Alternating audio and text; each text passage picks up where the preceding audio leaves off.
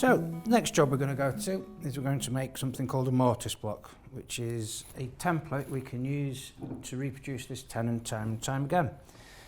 So that's really helpful because we're using a tenon cutter and a reamer. Yeah.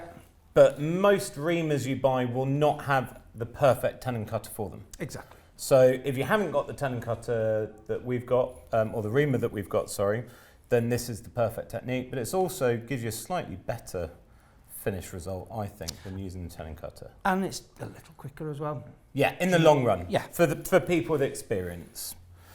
Right. So, this is our test hole that we've used to test our tenon cutter and our reamer, which is perfect. If we just cut that in half, we can use that as our mortise block.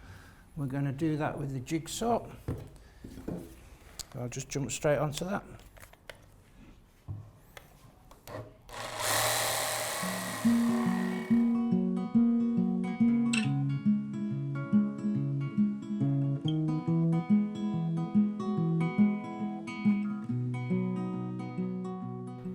There we go.